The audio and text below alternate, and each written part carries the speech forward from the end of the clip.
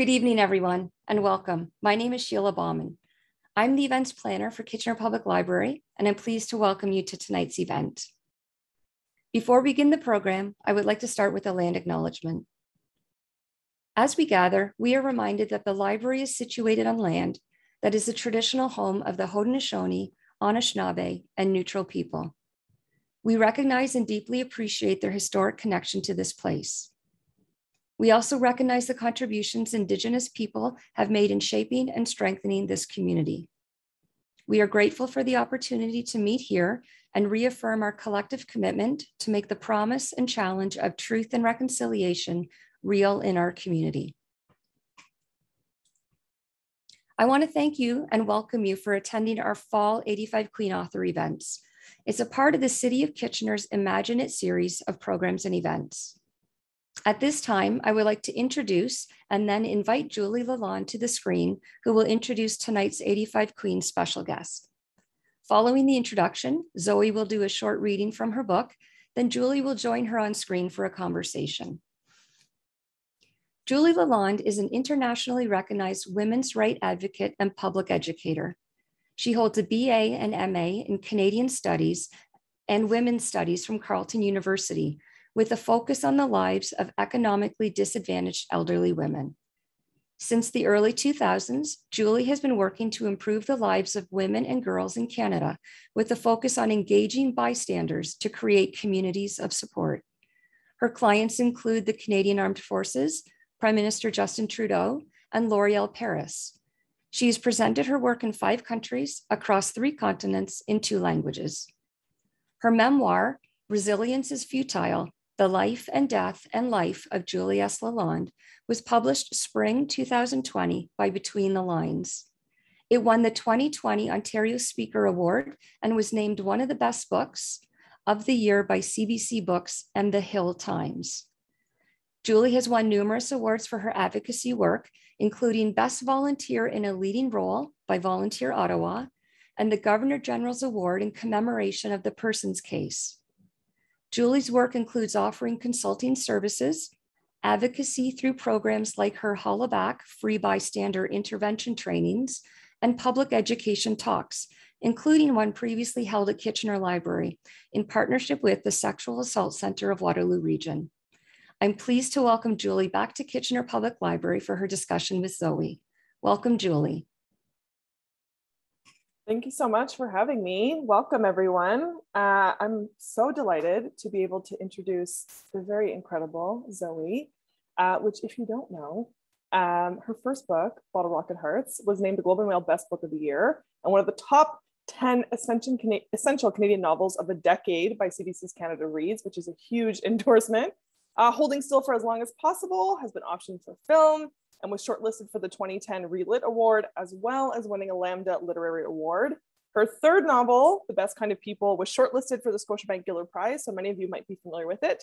Was named Best Book of the Year by a whole bunch of people. I have a cat named Zoe who's now chiming in the background, so just know that that's going to happen throughout. She just really wants to feel seen. Her poetry books include The Best 10 Minutes of Your Life, the Emily Valentine poems, and Precordial Thump. She's also a TV writer who has written for Degrassi, a little show you might know called Schitt's Creek. She's also written a sketch about Mercury retrograde that I will think of for the rest of my life. And for that amazing work, she won a 2018 Canadian Screen Award for Best Writing, Variety, or Sketch Comedy, and was also nominated in 2019. She was born on a sheep farm in the eastern townships of Quebec, which, if you've read The Spectacular, will make a lot of sense. And she now lives in Southern Ontario.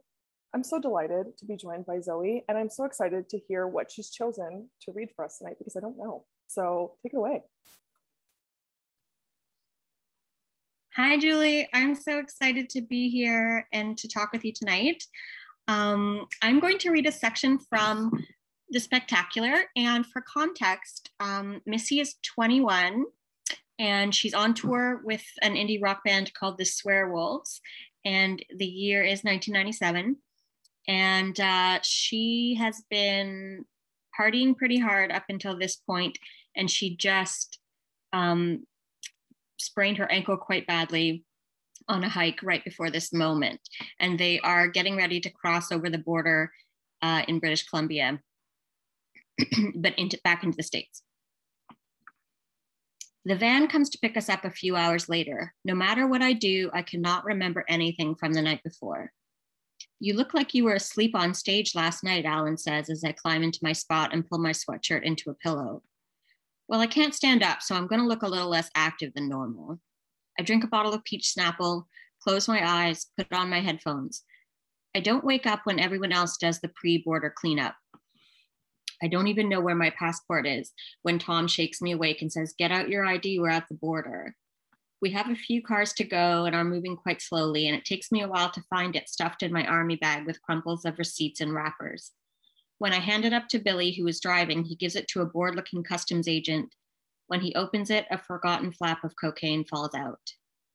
In my defense, there isn't actually any cocaine left in it, but it isn't the world's smallest bag of flour.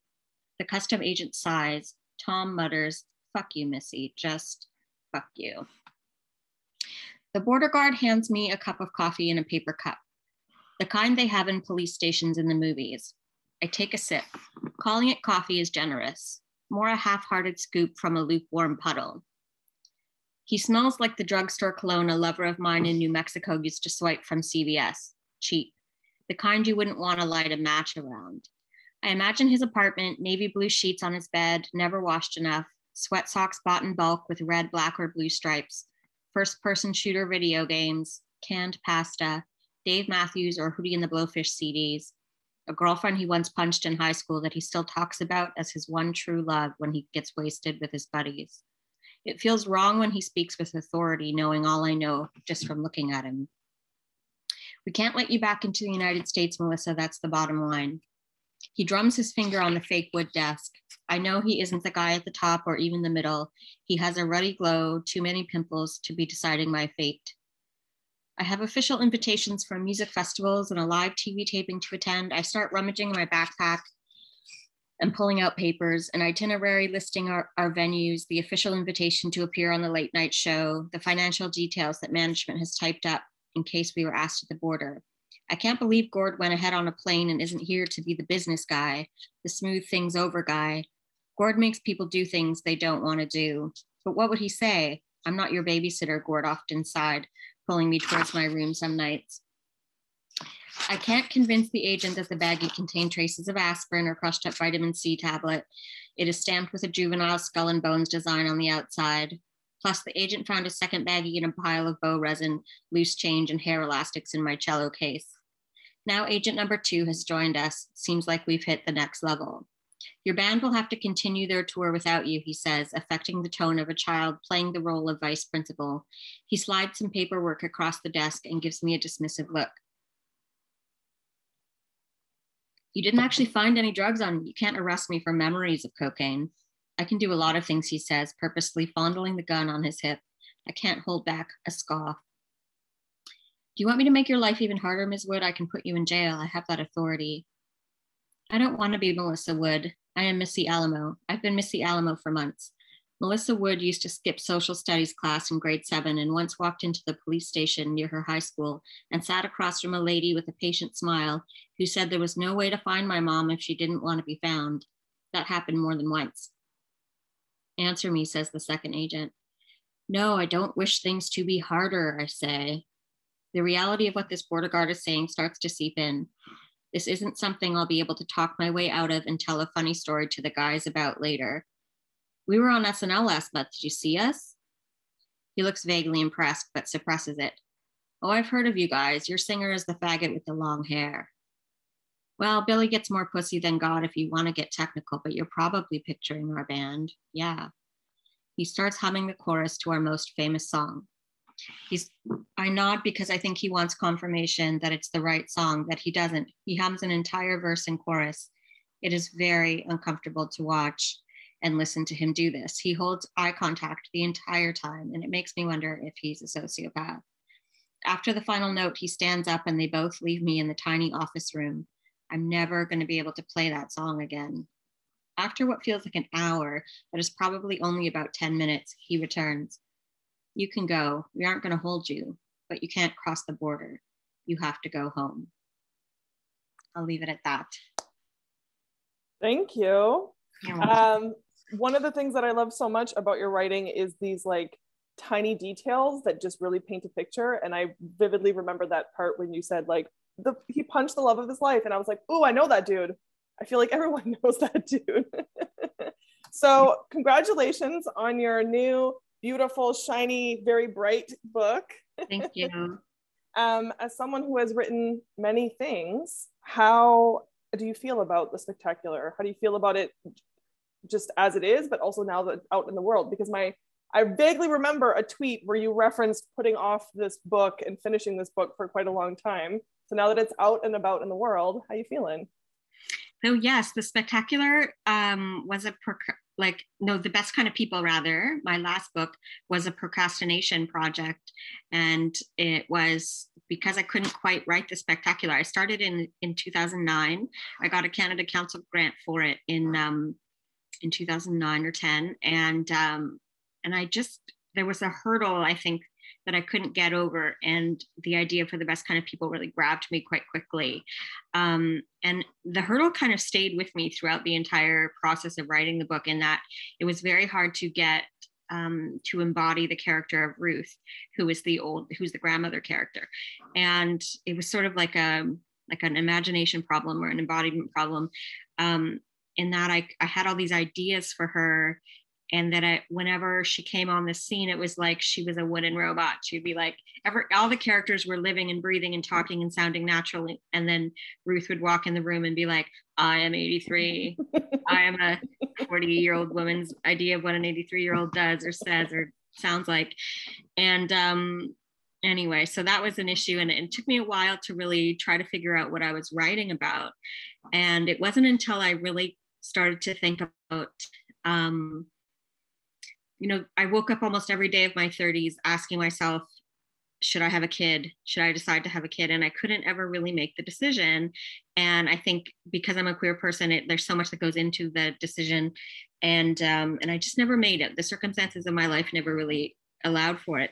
And so I decided to sort of channel this sort of emotional preoccupation into a kind of an intellectual project of this book, and to sort of look at the question of should I or shouldn't I, and kind of answer it in like definitely yes, definitely no, possibly maybe, like all kind of versions of the answer to the question through Ruth, Carol, and Missy. And so at every point in the book, all of the characters decide to have a kid, decide not to have a kid, or really question what they should do. And so that's sort of the thematic link that sort of follows them through the book. And the book spans quite a long time. There are, segments from 1922 and then it goes all the way up to 2013. Just as a side note, I realized I didn't change my glasses, which is why I was like, why am I squinting so hard? So I have to wear these glasses when I look at a blue screen, but sometimes I forget. Thank you. But if I don't explain it, people think I'm just like suddenly too cool to be here. So I felt it was important to specify. Yeah, I was so, I think what is so captivating about your book is that the ambivalence of it, when so often these conversations are really like, here's this person struggling with infertility, or here's this person struggling with, wanting to be childless by choice. And the fact that people can enter and exit those spaces throughout their lifetime, and that there's not really a lot of space created for that because there's this assumption that everything is just absolute. And so it rang true to me that I'm like, okay, this is written from someone who's either had that experience or who's thought a lot about that experience, because it felt very real. Yeah. And I mean, what I discovered while writing the book was that there are so many circumstances in these characters' lives, and I think in people's lives in general who are trying to decide about parenthood, where like the choice isn't always up to you, like the book opens where Missy is 21, she's about to go on tour, and she wants to get her tubes tied, and no doctor will do it. She asks like 8 different doctors, and that experience, and the reason they won't do it is because they think she'll regret it later in life, and that that it's the irreversibility of the decision makes them act very paternalistically and maternalistically towards her. And that's that detail is taken from a friend of mine who tried to get the procedure done electively when she was 38, and she had always known she didn't want children. never changed her mind. And still like 5 or 6 doctors in Quebec would just not do it for her, which I find just completely crazy. And so when she told me that story of her trying, of that experience, I always knew I wanted to write about it. I sort of like put it away in a file, and I was like, I'm going to use those scenes someday, because that's just an absolutely ludicrous story. And the fact that it had only happened like 5 years ago in Quebec, and it seems more likely to have happened during the 90s when she's trying to get it. But anyway, so that kind of sparked this scene, the opening scene with Missy trying to kind of making her way through a group of protesters outside a family planning clinic. Which, as someone who's been in that position, it was just like, this feels real. Although I have to say, it's very funny that you said, oh, this was a detail I took from someone's life, considering the Twitter conversation over the past week about the bad art friend and the idea that you can't take details from someone's life, which is just... take details from, beware talking to me. I usually ask, but No, but I mean, I agree. I think fiction is, with some great quote about like, fiction is, you put all these everything in a blender, and some chunks are recognizable and some aren't. Like, that's just how we work in the world. So yeah, I mean, the issue of reproductive rights and the ambivalence of to be a parent or not to be a parent is a really present theme throughout, but so is, which I loved, Zoe, is everyone secretly queer? Is that what we're supposed to? Because that was such a fascinating, like, I was just like, oh, okay. I mean, that rings hella true to me as a queer person, but that was another inspiration for the book was the fact that, like, I had a really kind of non-traditional coming out story, and that I would never have realized had a girl not walked up to me at the Take Back the Night March in 1994 in Ottawa and been like, can I kiss you? Like, I just never would have occurred to me to ever be queer. And I didn't have the experience of like being 6 or 7 and looking around and being like, oh, I'm different. Like, I just was oblivious. And I feel like part of like Missy's 20s and her experiences on tour in particular were sort of a like imaginative exercise for me, trying to imagine like, oh, what if I never clued in? Like, what if I didn't ever realize what I was really into? And so it sort of became, in some ways, this book is really hard to give an elevator pitch for, because there's so much going on in it. And so when I hear it talked about as like, it's a book about motherhood, I'm like, well, it's not really a book about motherhood. And then I'm like, sometimes I try to talk about it like it's a book about, coming out later in life, or femme identity, or being bi, or all sorts of things. Like, it's really just, here comes Coach Taylor. Welcome. There you go.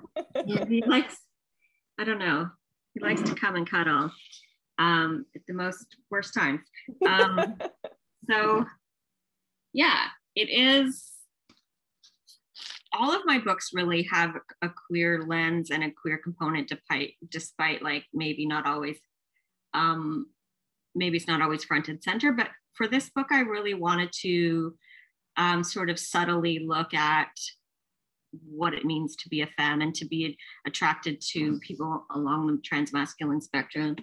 And so that's kind of what I did with Missy in the second half of the book, and her relationship with Andy, and her coming to understand her sexuality differently post-divorce when she's 38. Yeah, and like really, I mean, as a bi femme, right, and as someone who also could have gone through life not like just passing and just having people be like, I did love to the detail around when people are like, oh, like the queer people in her life were like, yeah, girl, like, where you been this whole time? Which also rings very true. But yeah, that's just like spending your life then being like, oh, yeah, the privilege. And I mean, I feel like we've had this conversation on Twitter many times, right? Of like that debate all the time of like the privilege of being femme, or being read as, if you're a bi person in a relationship with a man, or a masculine presenting person, that you can, the privilege that comes from that, but also the invisibility that comes from not being seen by your people. Which can mean that you go through your whole life, like in Missy's case, being like, oh yeah, like sex is okay. And then being like, oh, it's because I was like not doing it in the way that I actually wanted to. Oh, damn. Yeah. Which is not, being gay bash in the street, but it's still you're a part of your life that could have gone differently if you had been able to express yourself or had these ideas presented to you. Yeah. I love I love that your coach is actively participating in the discussion. I know, he's like, I'm gonna try to get him to sit down, see what he does. He's trying to like do that chin rub on the laptop. Well, I guess on that note, one of the things that I nerd out on is people's process of writing. And so clearly you don't get more than 5 minutes to yourself when you're trying to do things. But beyond being interrupted by cats, like are you someone with a strict sort of regimented idea of like what you do, you get up and it's this time, or is it more when inspiration strikes and then you just run with the lightning? Like what does it look like for you to write a book? I'm really motivated by deadlines, even if they're fake. So like this book was different in that I had a contract before it was fully written. But previously I would have my agent say like, okay, September 15th, you're going to give me at least half, or something like that. And then then that helps me think of it like a job.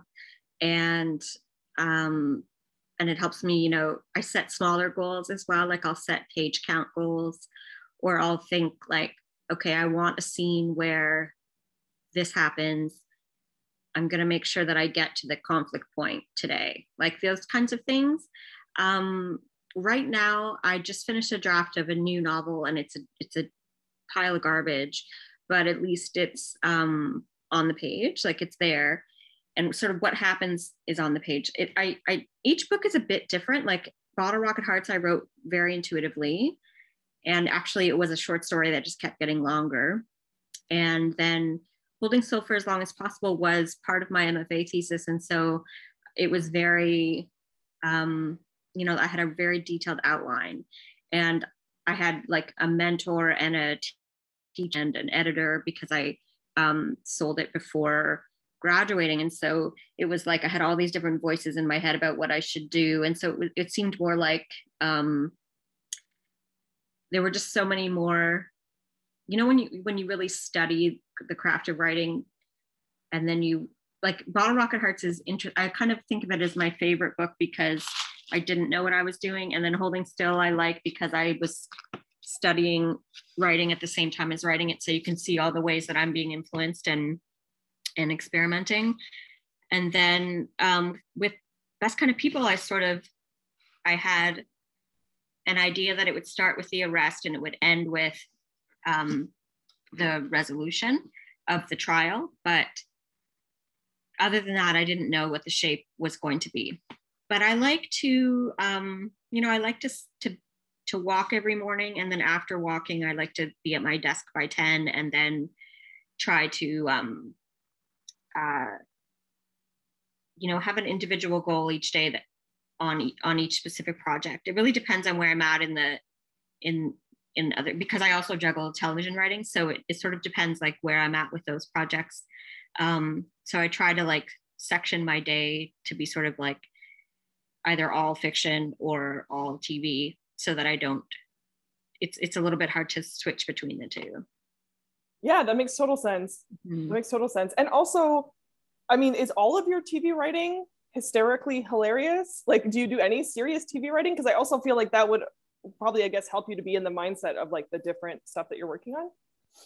It's funny. I got into comedy kind of sideways. I started to take stand-up comedy classes with Don Whitwell at the Comedy Bar. And it was while I was writing Best Kind of People, and I wanted to do something fun. And I'd always had this dream of trying it. And then I took a class on how to turn my material into a sitcom. And then I wrote the sitcom. And then that's how I got into comedy. But I feel like every time I'm in a comedy room, I'm really out. What's the word? Like I'm just surrounded by professional comics. And it's a real challenge. So my goal is to try to get into drama and to write drama because I feel like I'm a little more comfortable there. And how, like, through writing or just being a writer throughout the pandemic, right? Like very much you're at home by yourself doing a job that's already very sort of solitary. Did you find it, or have you been finding it good because there's very few distractions, frankly, because there's not a lot going on? Or is the everyday being the same, is that sort of really clogging up your creativity? You know, I used to always write in coffee shops, and I had a good friend from a TV show I worked on, and we used to work together for like 3-4 hours every day. And that sort of mimicked the experience of having a job, you know, like, because we would have like coworker chat and, sorry, there's a moth flying in my face. You know, it would kind of feel like a work day, and then I could go home and then not be at work. And so it was really challenging to always be at home writing.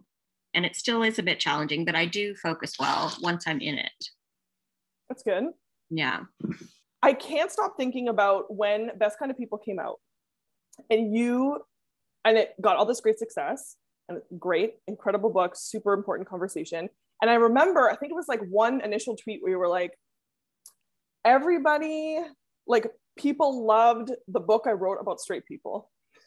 Like, the book about straight people is the one that people were really like, the mainstream was just like, oh my God. And you were like, and now people are discovering my back catalog of stuff that queer people had been like, you know, shout out to Kira, who I'm sure is here, Bottle Rocket Hearts, like years ago. She was like, this is the best book I've ever read in my entire life. This woman is everything.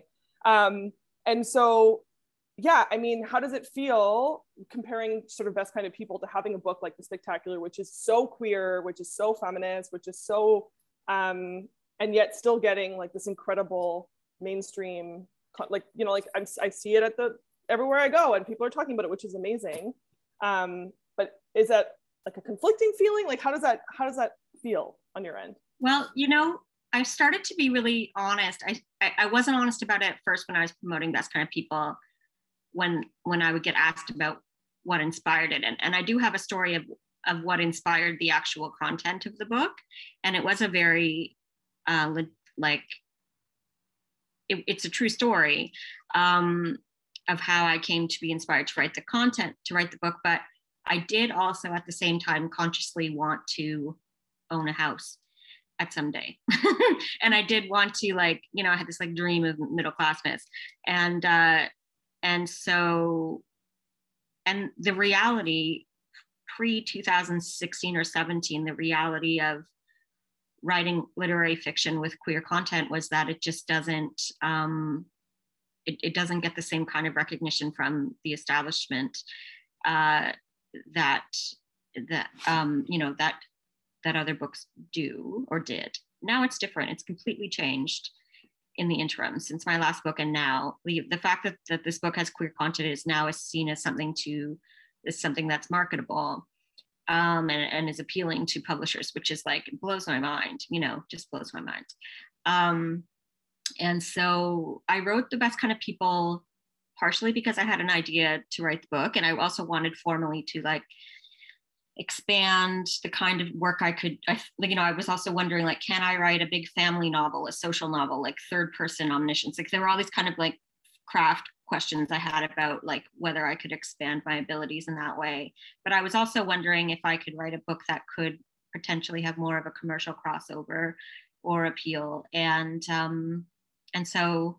it worked. It was sort of overt in that way. And now I'm really happy that a book like The Spectacular can get the same, you know, it can reach as wide an audience as it has in a way, because those barriers aren't as significant as they once were.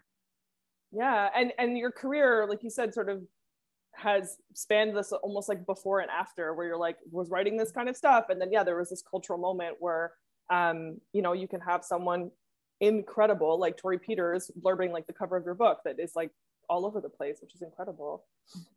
So I know some writers, on the topic of other writers that you work with or know, I know some people have a very strict, like, I will not read other people while I'm writing my own stuff, but I know you are not one of those people. You like to consume other stuff. So who's like really getting you fired up right now? Like, who are you really loving?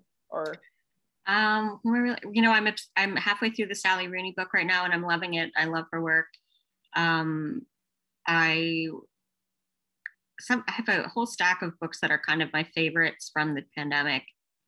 Harry Dodge wrote a memoir called My Meteorite that I really loved.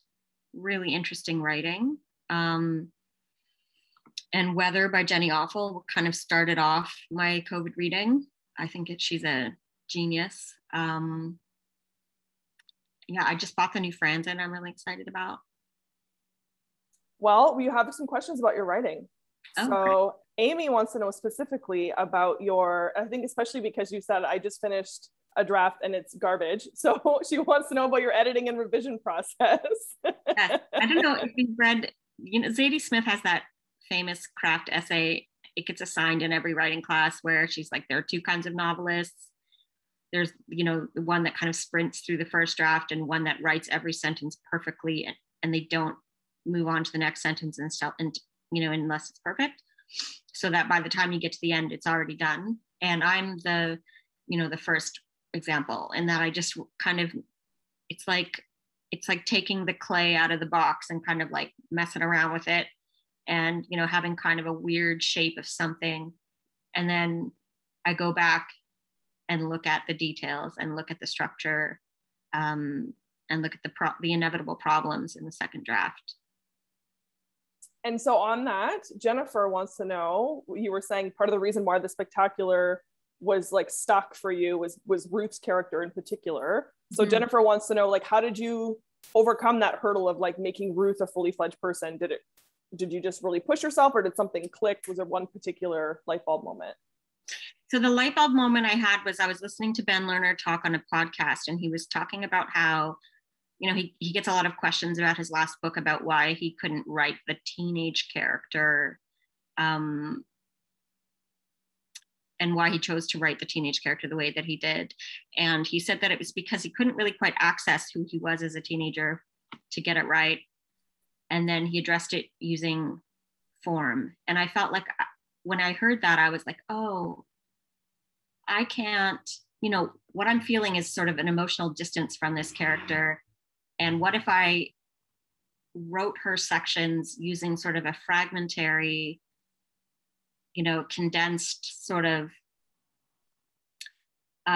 form. So instead of like full paragraphs, background, flashbacks, really like in-depth character description, you really just get fragments of Ruth through her life in this very kind of small section. So it's almost like the first draft of that was kind of like a prose poem in chunks. And that really like just sort of acknowledging that emotional distance and that my lack of ability to really have her become fully formed. It was sort of like introducing this authorial honesty that kind of allowed her to become more lifelike, even with that acknowledged distance on the page. So further questions around writing, which the nerd in me just like loves, like I could spend all day hearing about people's writing process, but Jennifer is saying the presentation of motherhood is deeply influenced by media. Social media in particular can offer a community or it can cause further isolation. So did you draw on any particular writers, accounts, media outlets that provide a community for women who are navigating the ambivalence of motherhood? Because yeah, as Jennifer says, it's still incredibly taboo to be anything but thrilled about being a mother, and still very little discussion around the waffling that so many people experience. Yeah. So I read an academic book by an Israeli scholar called Regretting Motherhood. And basically I believe it's probably a sociology text where she interviews women who regret motherhood, and they all, of course, use pseudonyms. And I basically used that and as a way to kind of think about how Carola might feel.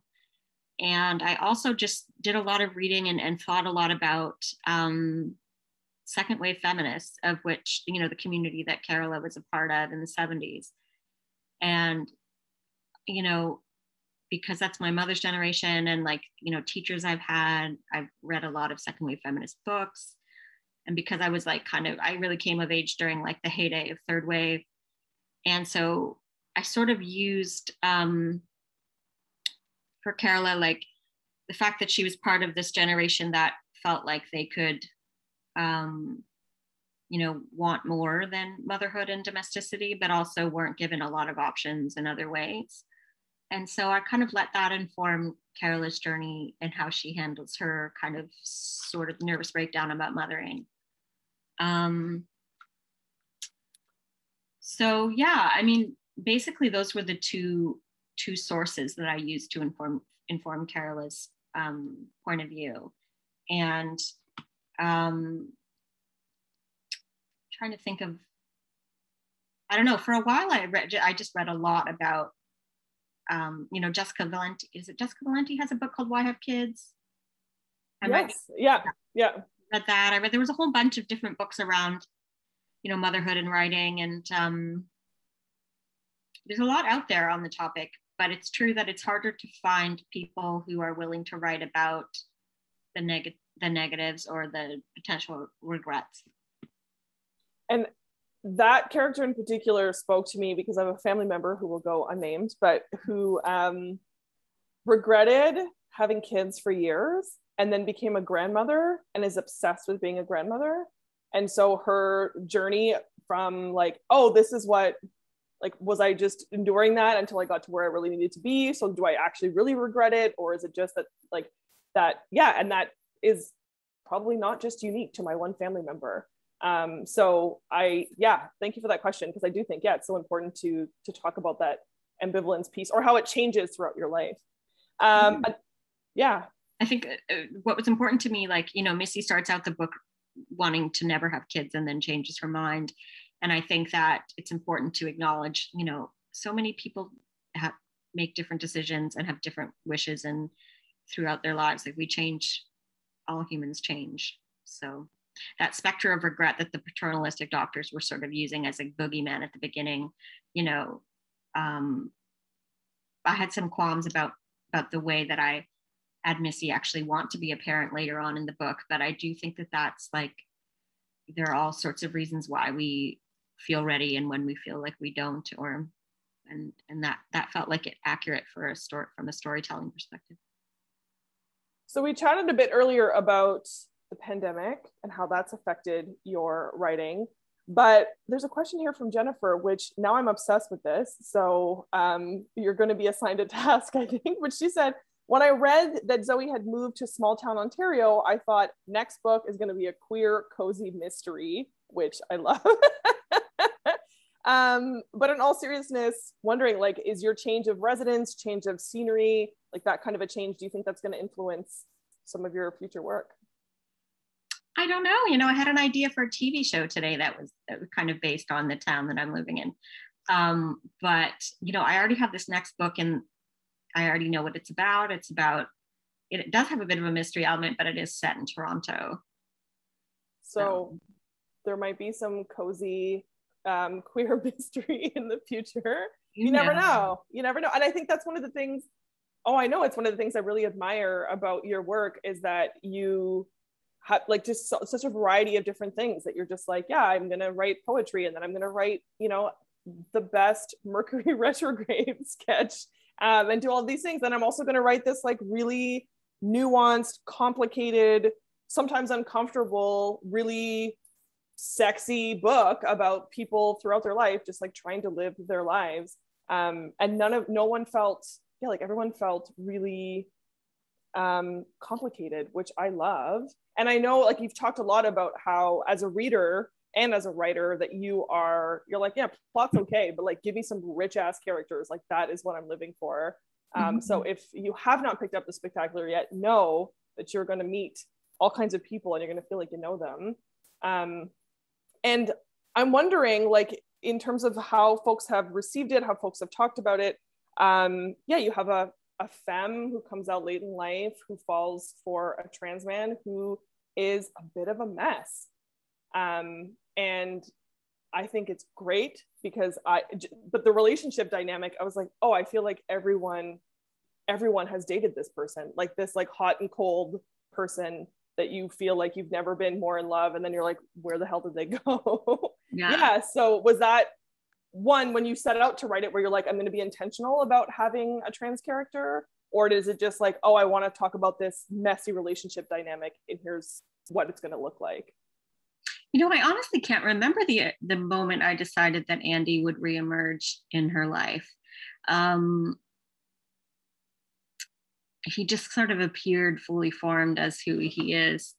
But I was interested in the story of like a doomed affair, like an epic doomed affair between someone who's avoidant and someone who's an anxious kind of attached person. And Missy's life story of her mom abandoning her kind of like sets her up to be this like also avoidant and sometimes anxious person who, you know, doesn't fall hard for people very often. And when she does, it kind of pushes all those triggers.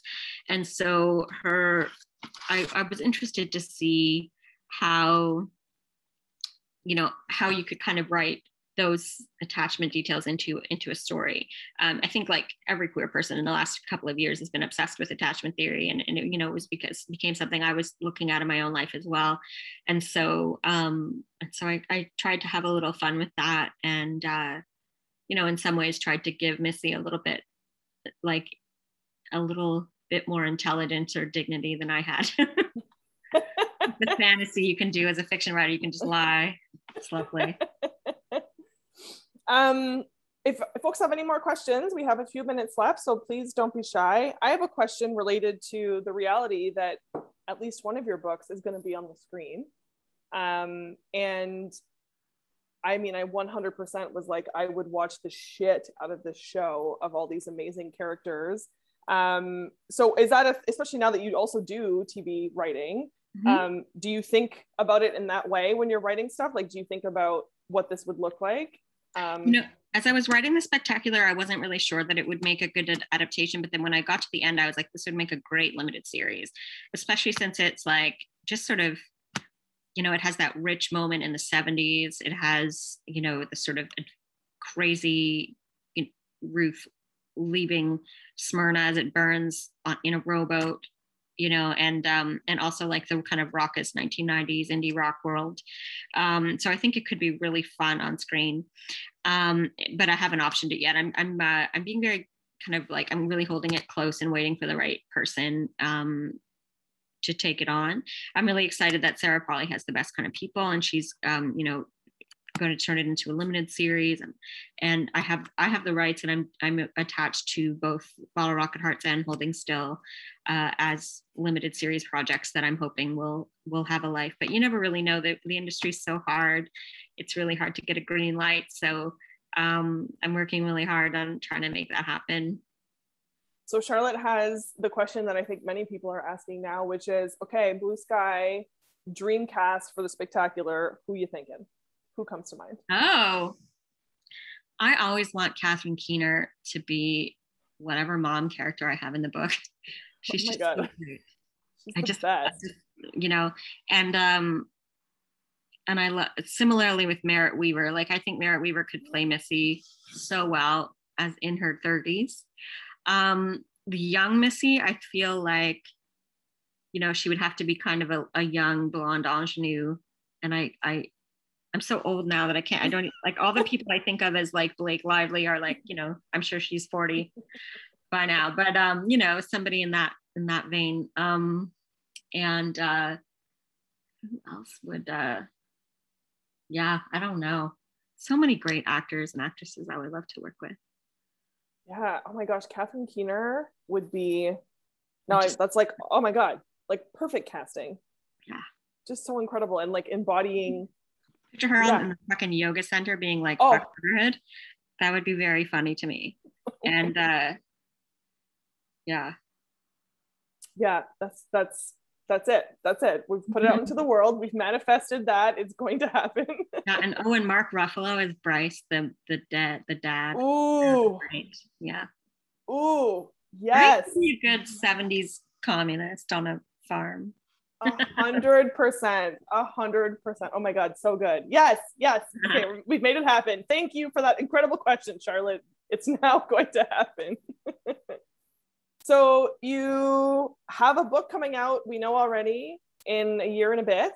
Mm-hmm. You just finished. So what else are you working on? Do you have a big project you're cooking up, or an idea you want to flesh out? Yeah, I have a book of short stories called Wild Failure that's going to come out in 2023.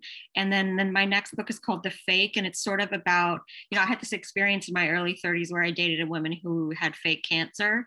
And I've been obsessed with like trying to explore the emotional terrain of like what it feels like to be conned by somebody. I'm obsessed with con artists.